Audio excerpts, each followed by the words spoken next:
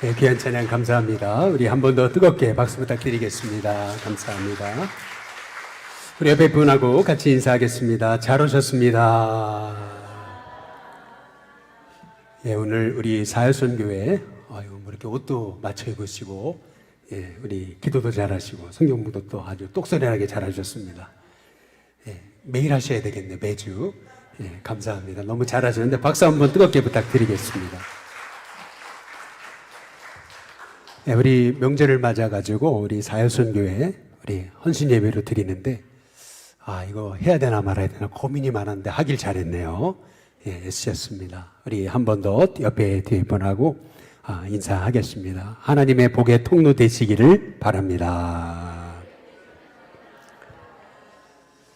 예, 우리 찬양대도 뭐 어디 안 가시고 이렇게 또 자리를 지켜주시네요. 예, 너무 잘하셨습니다. 뜨겁게 한 번 더 박수 부탁드리겠습니다. 감사합니다.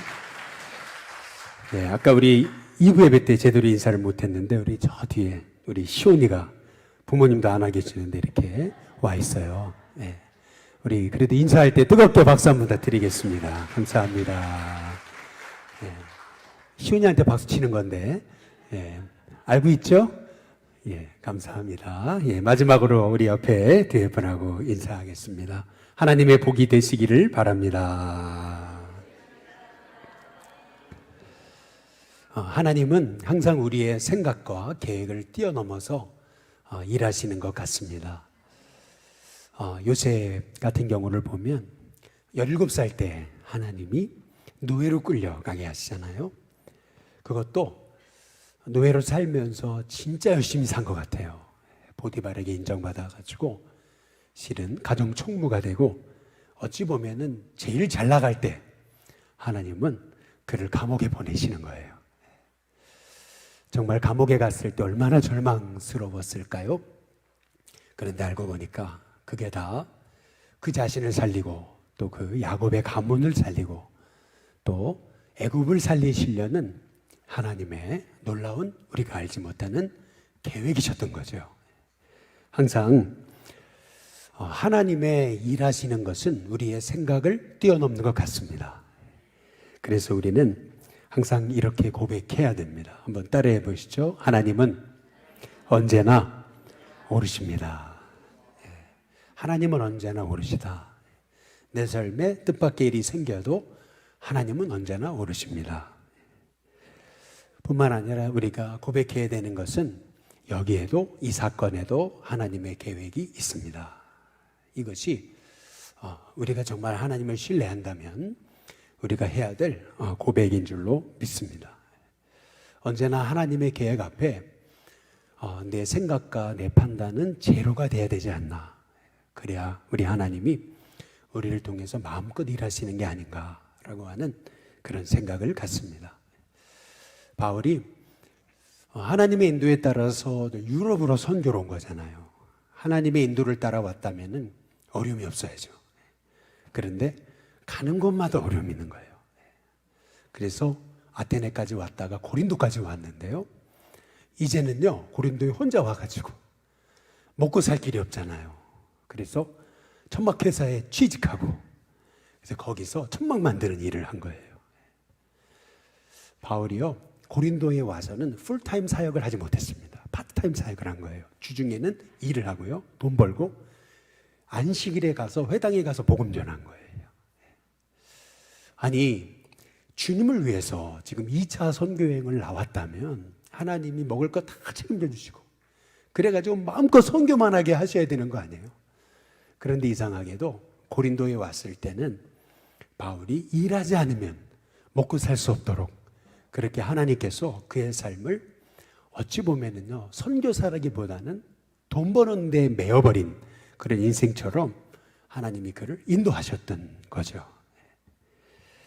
그러나 그럼에도 불구하고 바울은요, 천막회사에 취직해가지고 거기서 정말 주인처럼 일을 하는 거예요. 정말 열심히 그 아굴라와 브리스길라가 사업하는 그 사업장에 너무나 복이 되고, 이제 그러다 보니까 브리스길라 아굴라가 자기 집에 와서 함께 생활하자 그래가지고 같이 생활하면서 같이 일하면서 그러면서 주중에는 열심히 일하고, 그리고 안식일이 되면 가서 회당에서 복음 전하고 예수가 그리스도라고 사람들을 권면하기 시작했던 거죠. 그러던 중에 마케도냐에서 실라와 디모데가 바울에게 드디어 합류하는 겁니다. 그런데 오늘 말씀에 5절에 보면은 이 디모데와 실라가 마케도냐로부터 내려왔을 때 바울이 하나님의 말씀에 붙잡혔다고 이렇게 얘기합니다. 바울의 마음이 너무 기뻤던 것 같아요. 바울과 이 디모데와 실라가 오니까 바울이 하나님 말씀에 붙잡혀 버렸어요. 여러분, 곁에 누가 있기만 해도 그냥 좋은 사람 있잖아요. 저는 저와 여러분이 이러한 하나님의 은혜가 있게 되시기를 주님의 이름으로 축복합니다. 실은요, 목회자와 성도, 또 성도와 성도의 관계가 그냥 이렇게 있기만 해도, 함께 있기만 해도 좋은, 그래서 누군가가 있으면은 그냥 마음이 평안해서 말씀에 붙잡히고 이런 은혜가 있는 것이 실은 정상입니다. 더구나 실라와 디모데가 마게도냐로부터 내려오니까 바울이 하나님 말씀에 딱 붙잡히거든요. 근데 그 이유 중에 하나는 뭐냐면은 아마도 실라와 디모데가 빌립보에서 선교원금을 갖고 온 것 같아요. 그래가지고 지금 디모데와 실라가 오기 전까지는 바울이 먹는 거에 매여가지고 경제적인 문제에 매여가지고 그냥 파트타임으로 일하다가 드디어 빌립보에서 선교원금을 가져온 거거든요. 그래서 바울이 드디어 이제 풀타임 사역을 이제 하게 됐던 거죠. 그래서 더 힘을 얻어가지고 유대인들에게 예수는 그리스도라고 밝히 증거하기 시작한 겁니다. 그러니까 전에는 파트타임으로 안식일만 가가지고 복음 전하다가 이제는 경제적으로 자유해졌잖아요. 그러니까 그냥 막 시간 나는 대로 가서 복음을 전하기 이제 시작했던 거죠. 그랬더니 어떤 일이 벌어졌냐면은 사도행전 18장 6절에 보니까 이렇게 얘기해요. 유대인들이 대적하면서 바울을 비방합니다. 그때 바울이 뜻밖의 행동을 하는 거예요. 여지껏 보여주지 않았던 행동을 합니다. 그게 뭐냐면 옷을 털어버려요. 그러면서 너희 피가 너희 머리로 돌아갈 거라고. 그러면서 나는 깨끗하다. 그리고 바울이 이후에는 내가 이방인에게로 가겠다. 이제 그렇게 선언하는 것을 볼 수가 있습니다. 우리는 이 말씀을 좀 오해하지 말아야 되는 게 뭐냐면은 바울이 유대인을 지금 저주하고 있는 거 아니에요. 니들은 글렀단 말이에요. 니들 내가 포기한다. 이 얘기는 사실은 아닙니다. 이유는 뭐냐면은 바울이 로마서에서 그 얘기를 하잖아요. 유대인들이 구원받는 일이라면은 내 자신이 그리스도에게서 끊어져서 저주를 받는다 할지라도 나는 그들이 구원받기를 원한다. 이제 이것이 바울의 소망이었거든요. 그러니까 지금 바울이 이제 내 유대인 선교는 포기한다. 이 얘기는 아닙니다. 그러면 이 얘기는 뭐냐면요. 바울이 지금 이 고린도에서마저 유대인들이 복음을 방해하고 이제 그러니까요. 바울이 낙심한 게 아니에요. 문이 열리지 않으니까요. 바울이 낙심하지 않고요. 지금 바울이 하고 있는 말의 의미는 뭐냐면은 나는 책임을 다했다라고 그렇게 얘기하고 있는 거예요. 그리고 나서 바울은 하나님이 문 여시는 쪽으로 가는 겁니다. 지금은 당장은 유대인에게 문이 열리지 않아도 언젠가는 열게 하실 것을 믿으면서 문 안 열린 거, 문 닫힌 거 이것 때문에 낙심하는 게 아니고 열려진 쪽으로 가는 거예요. 그래서 사도행전 오늘 18장 7절에 보니까 이렇게 얘기하죠. 거기서 옮겨. 바울이 유대인에게서 자리를 옮겨가지고 어디로 가냐면 하나님을 경외하는 디도 유스도라고 하는 사람의 집에 들어갑니다. 그러니까 유대인들에게 옷을 털어버리면서 그러면서 바울이 너희 피가 너희 머리로 돌아갈 거라고 그러면서 나는 깨끗하다. 근데 이 얘기는 자기가 책임을 다했다는 거지 이 유대인 선교야 포기한다 그 말은 아니거든요. 그러니까 문 여시는 쪽으로 내가 먼저 가겠다. 이제 그러한 얘기인 거예요. 그런데 이 유대인의 자리에서 거기서 옮겨가지고 바울이 디도 유스도의 집에 들어갔다 그랬잖아요. 그러니까 문맥상으로 보면은 이 디도 유스도라는 사람은 유대인이 아니고 이방인이라는 사실을 알 수가 있는 거예요. 그러니까 바울이 문 여시는 쪽으로 방향을 맞춰서 집중해서 복음을 전하고 있다는 것을 이제 우리가 알 수가 있는 거죠. 우리 일신교회도 제가 처음에 와서 이제 선교를 하게 될 때 진짜 복음의 문이 안 열렸거든요. 그러다가 노인 전도를 하기 시작하면서 노인정 전도를 시작하면서 이제 복음의 문이 열린 거예요. 그러면서 한 노인정, 두 번째 노인정, 세 번째 노인정 다 문 두드리면서 여기까지 온 거거든요. 실은 우리 일신교회 노인정 선교는요 굉장히 성공적인 겁니다. 다른 이제 교회들 상황을 보시게 되면은 하나님이 우리 일신교회가요 노인정 선교하는데 사실은 굉장한 하나님의 역사가 있는 거예요. 우리가 10월달 13일에도 우리가 노인분들을 모시고 늘 푸른 학교를 가려고 하잖아요. 그런데 이번에는 회비를 2만 원이나 받거든요. 동네 분들은 할머니, 할아버지들 요새 사회에서 돈 다 내줘요. 이번에도 명절 이 추석 그때 우리가 전도하러 가보니까요. 한 기업체에서요. 아예 송편 빚이라고요. 아예 그냥 얼마나 그렇게 후원을 해주는지 막 송편을 갖고 막 빚고 계시는데 야, 저 예산이 어디서 나서 저렇게 할까? 이게 봤더니 물어보니까 이 동사무소 직원한테 물어봤어요. 이 저게 어디서 나온 예산이냐고 그랬더니 어느 기업체에서 후원한 거예요. 그래가지고요. 이 노인정 이런 데가요. 얼마나 옆에서 이렇게 후원들을 많이 하는지 몰라요.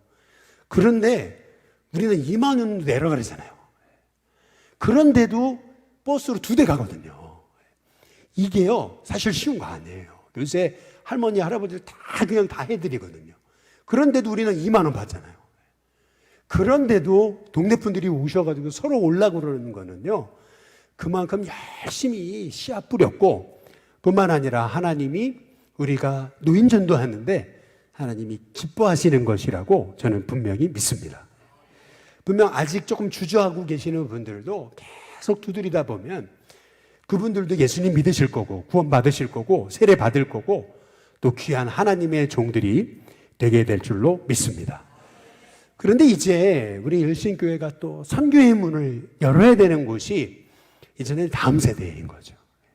근데 참 놀랍게도 하나님이 문을 열고 계세요. 계속해서 안 될 것 같은데 되게 하시는 거예요. 이번에도 오늘 사실은 이 오후 예배도 드릴 수 있을까? 사실 굉장히 고민을 많이 했거든요. 그런데 주일 오후니까 쉬지 않고 예배를 드리는 거예요. 그런데 많이들 오셨을 뿐만 아니라 우리 어하나도 야 오늘 같은 날 어하나 할 수 있을까? 그런데 보니까 어하나 잘하고 계세요 지금. 참 이런 거 보면은요 하나님이요 우리 일신교회 계속해서 하나님이 전도의 문을 열고 계시는 줄로 믿습니다. 그래서 바울이요 문 열려지는 대로 가는 거예요 지금. 가게 된 게 디도 유스도의 집인 거예요. 근데 알고 보니까 우리 사도행전 18장 7절에서 8절을 다시 한번 띄워줘 보시면 유대인들이 복음을 방해하니까 그러니까 거기서 옮겨가지고 디도 유스도의 집에 들어가는 거예요. 그런데 알고 보니까 그 집이 어디 옆에예요? 회당 옆이잖아요. 한번 잘 생각해 보세요. 바울이 디도 유스도의 집에 들어가서 유숙하면서 계속 거기를 드나들거든요. 근데 그 집 바로 옆에가 회당이란 말이에요. 그러니까 자꾸 또 회당을 가게 될 거 아니에요. 그러면서 누구와 친해져요? 회당장하고 친해지는 거예요.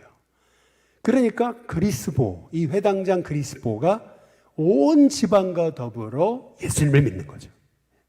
그래서 수많은 사람도 듣고 믿어서 세례를 받는데 여기 수많은 사람 중에서 이방인만 있는 게 아니고 유대인도 많이 믿었을 거예요.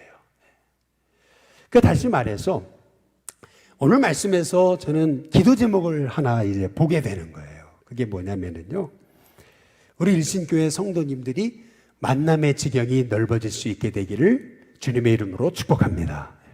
막 복음을 방해하고 대적하는데도 바울은 문 여는 대로 가잖아요. 디도 유스도의 집에 갔더니 또 거기서 만남이 이렇게 계속해서 제한되는 게 아니고 오히려 그게 마침 회당 옆이라 가지고 또 회당을 드나들면서 회당장 그리스보를 전도하고 그러면서 가족도 다 전도해버리고. 저는 이 디도 유스도의 집이 회당 옆에 있었다라고 하는 이 말씀을 통해서 두 번째 기도의 제목을 붙잡게 되는 것은 결국 여러분이 일신교회를 자주 드나드셔야 돼요. 왜냐하면 여러분이 일신교회를 자주 드나들면서 교회 옆에 있는 분들 한 사람 한 사람을 전도해야 되는 거예요. 그러니까 교회 옆에 있는 분들과 친해져야 돼요. 결국에는 그렇지 않아요. 교회 옆에 있는 분들이 한 사람 한 사람 교회에 나와야 되는 것이 아니겠습니까? 별로 아멘도 안 하시는데, 여러분이 물리적으로 교회를 자주 드나들 수 없다면은 이렇게 기도하세요. 그냥 집중포화로 기도하세요. 하나님, 여기 회원동 땅에 일신교회 교인이 억수로 많아지게 해달라고. 정말 교회 주변에 믿음의 사람들이 계속 일어나게 해달라고 말이죠. 회당 옆에 이 디도 유스도가 사니까요. 바울이 계속 거기를 드나들다가 이 회당장을 전도하게 되는 거거든요.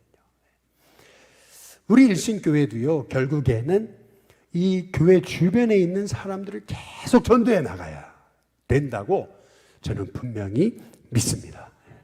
이번에 우리 주차장을 코로나 기간에 이제 새로 단장하고 페인트 칠도 하고 이랬잖아요. 이제 그랬을 때 여기 회원동에 주민단체장으로 계시는 분들이 있어요. 그런데 그런 분들을 이제 제가 좀 얼굴도 알고 가까이 이제 지나면서 이제 그분들을 만나면은 이제 그분들이 그래요, 저한테요. 목사님 감사하다고 말이에요. 뭐가 감사하냐고 이제 그러면은요, 회원동을 밝게 해주셔서 감사합니다. 이분들이 그래요, 만날 때마다. 예.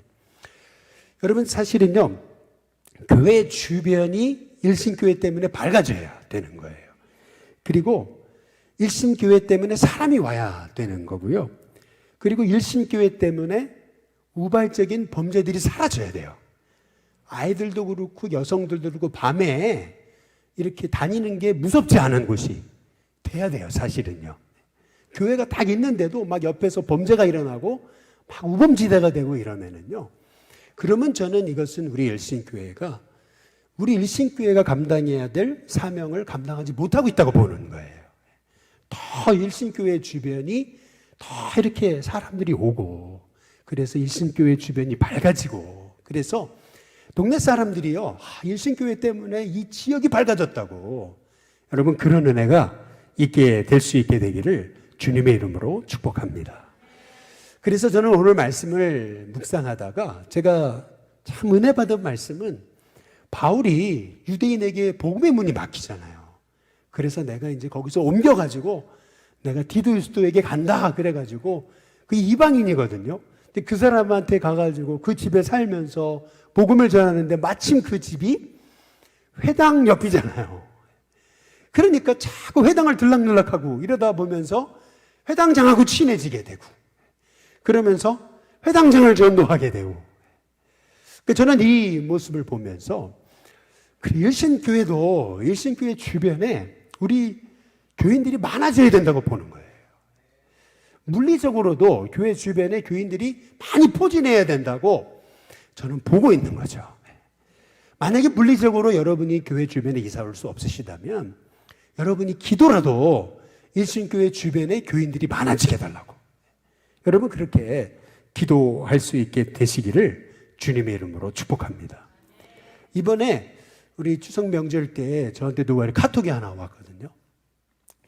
추석이라고 좋은 명절 보내시라고 카톡이 왔어요. 누구한테 왔을까요? 전전 회원 동장에게서 카톡이 왔어요. 전전 박상우라고 하는 분인데, 전전 회원 동장이 저한테 카톡이 와가지고 목사님 추석 잘 보내시라고. 그래서 저도 아유 동장님 제가 잊지 않고 기도하고 있습니다. 근데 그분이 다시 연락해서 감사합니다. 뭐 뿅뿅 날리는 거 있잖아요. 그리고 이제 그 카톡을 마무리했는데, 저는 그래요. 우리 일신교회가 있음을 통해서 이 지역이 잘 되고, 또 이 지역에 참 주민단체장이라든지 영향력 있는 사람들 한 사람 한 사람이 꼭 저는 구원받는 역사들이 저는 반드시 일어나야 된다고 믿습니다. 여러분 그것을 위해 기도해 주세요. 그런데 오늘 여기 바울이 고린도에 갔을 때 아마도 유대인들의 그 핍박이 굉장히 심했던 것 같아요. 그래서 오늘 사도행전 18장 9절에서 10절에 한번 보시면은 밤에 그러잖아요. 밤이라는 게 뭡니까? 깊은 한밤중에 주님께서 바울에게 환상 중에 나타나서 말씀하시는 거예요. 뭐라 그러냐면 두려워하지 말라. 그러니까 이 말의 의미는 뭐냐면 그렇게 가는 곳마다 유대인들이 복음을 방해하고 고난이 많았는데 이 고린도에서도 유대인들의 핍박이 만만치 않았다는 걸 알 수 있는 거예요. 그런데 하나님 뭐라 그러시냐면 그 밤에 바울에게 말씀하신 두려워하지 마라. 그런데 그 다음 말씀이 중요한 거죠. 침묵하지 말아라. 그리고 담대하게 말하라. 그러면서 10절에 뭐라 그러시냐면 내가 너와 함께 있다. 어떤 사람도 너를 대적해서 해롭게 할 자가 없을 것이다. 그러면서 우리 하나님이 바울에게 뭐라 하시냐면 있는 이 성 중에 내 백성이 많다. 하나님이요 바울에게요 이 성에 내 백성 많아. 그러니까 두려워하지 마라. 하나님이 바울에게 말씀하시는 것을 볼 수가 있어요. 여러분 정말 고린도에 하나님이 예비하신 사람이 많았을까요? 여러분 많고 말고요. 이 고린도는 당시 가장 로마 사회 중에서 가장 퇴폐적인 음란한 사회였어요. 그래서 이 고린도 사람처럼 행동한다라고 하는 말, 고린티아조마이라는 말은 음란하다, 밝힌다, 이제 그런 뜻이었던 거예요. 그래서 고린도 처녀 그러면은요, 이건 창녀를 의미하는 그러한 뜻이었어요. 그게 고린도입니다. 그러니까 고린도가요, 사실은 복음 전하기에 만만치 않았던 곳이에요. 더구나 유대인들의 핍박까지 있었잖아요. 그런데 놀랍죠. 두려워하고 있던 그 바울에게 하나님 말씀하시는 거예요. 두려워하지 말아라. 침묵하지 말고 말해라. 내가 너와 함께 있다. 이 성 중에 내 백성이 많다. 정말로요, 여러분 고린도에서요, 바울의 선교 결과를 보면은요, 이 고린도에서만 2명의 회당장이 전도돼요. 먼저 첫 번째는 아까 본 그리스보고요, 두 번째는 소스데네입니다. 뿐만 아니라 여러분 로마서 16장 1절에 보면은 베베라는 사람 있잖아요.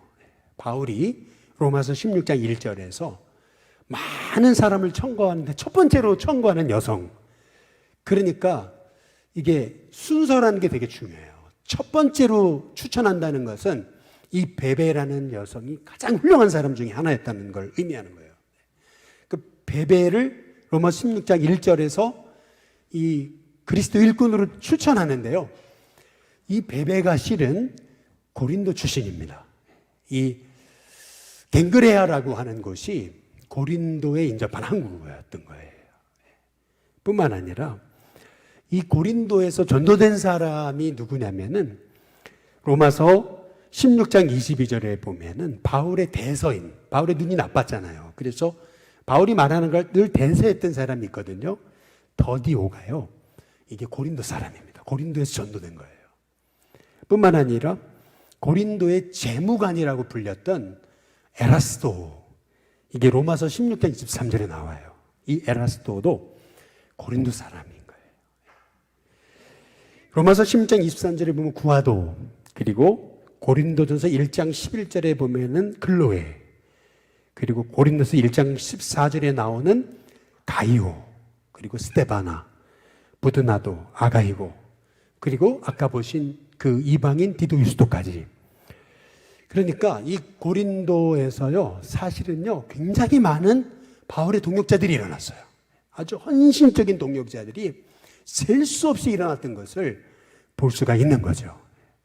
하나님이 말씀하신 대로 거기에 어려움도 있고 핍박도 있고 환난도 있었지만 거기서 1년 6개월 정도 있는 동안에 하나님은 엄청난 하나님의 사람들을 일으켜 주셨던 거죠.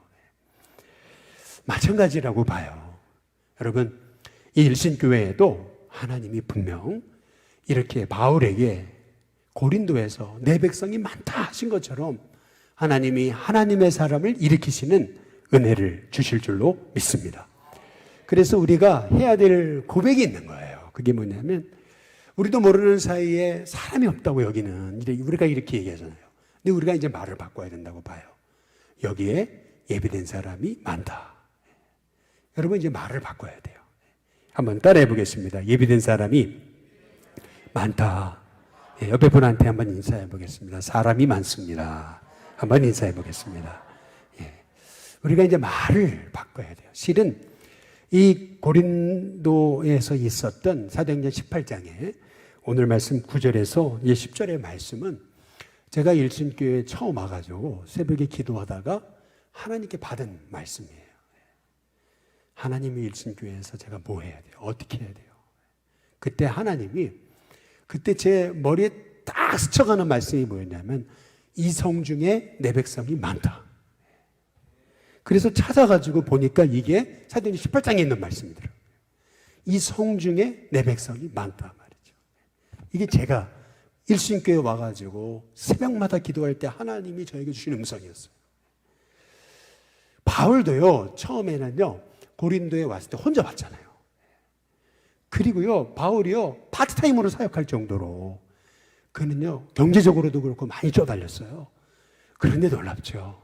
거기에서 뜻하지 않게 하나님은요, 신실한 믿음의 동력자를 세워가십니다.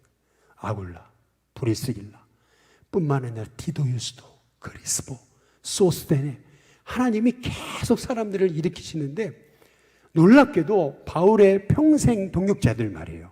바울의 대서인 더디오 같은 사람, 에라스도 재무관 같은 사람, 가이오 이런 사람들 하나님이 막 일으키시요. 스테바나 그리고 부두나도 아가이고 막 하나님의 사람들을 하나님이 바울에게 이 고린도에서 일으키신 거예요. 뜻밖에도. 마찬가지죠. 저와 여러분에게도요. 하나님이 여러분 가는 그 만남의 자리마다 이렇게 하나님이 예비하신 사람으로 충만한 은혜가 있게 될 줄로 믿습니다. 그래서 우리는 고백해야 돼요. 사람이 많단 말이에요. 예비된 사람이 있다. 예비된 사람 붙여주신다. 여러분 그 고백을 갖고 기도하실 때 오늘 여기 바울이 이 고린도에서 가장 두렵고 떨리던 그 밤 주님이 나타나셔서 두려워하지 마라. 내가 너와 함께 있지 않냐. 이 성 중에 내 백성이 많다. 하셨던 대로 이루신 것처럼 저와 여러분의 삶에 그런 하나님의 사람을 일으키시는 귀한 은혜를 주실 줄로 믿습니다. 우리 이 시간 우리 같이 찬송 부르기를 원하는데요. 나의 안에 거하라. 우리 함께 찬양 부르시고 이제 준비하신 예물 하나님